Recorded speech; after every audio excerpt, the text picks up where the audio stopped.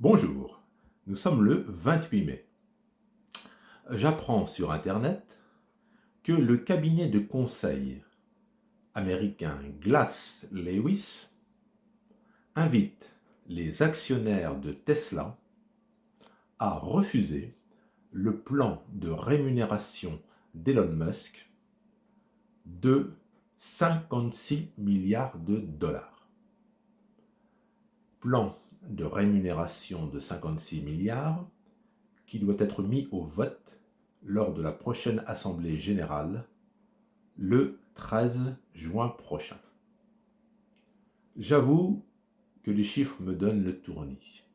Alors, je vais être honnête, je ne sais pas si ce plan de rémunération c'est pour 1 an ou une période de 5 ans. Le chiffre de 56 milliards de dollars m'interpelle. Vraiment.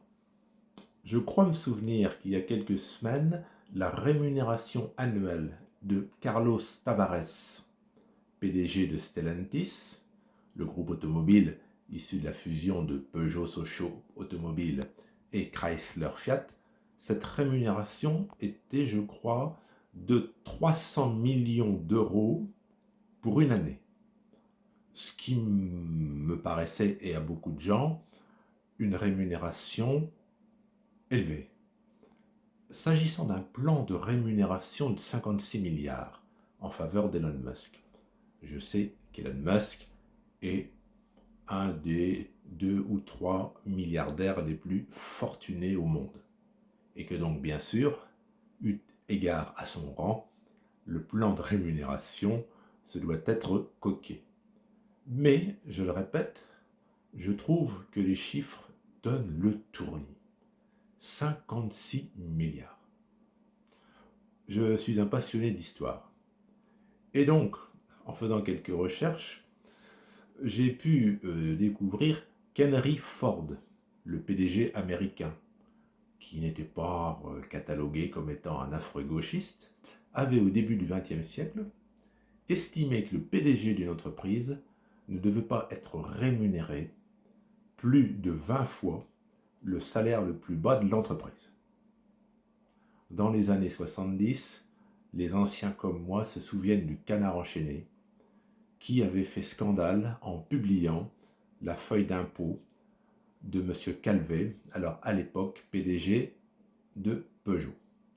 Et si ma mémoire ne me trahit pas, le Canard enchaîné avait permis de constater que la rémunération de M. Calvet, c'était 75 fois la rémunération du salaire le plus bas. Avec un plan de rémunération de 56 milliards de dollars, on est vraiment totalement hors norme. Qu'en pensez? Je sais bien qu'il y a plusieurs catégories sociales, mais là, et vous me direz en parlant d'Elon Musk et de sa fusée spatiale, on peut parler vraiment de mise sur orbite ou de voyage dans un monde parallèle. Je, je suis stupéfait. Je trouve pas mes mots. J'arrive pas à visualiser. Est-ce que c'est mérité ou pas? Est-ce que c'est extravagant? J'ai du mal. Voilà.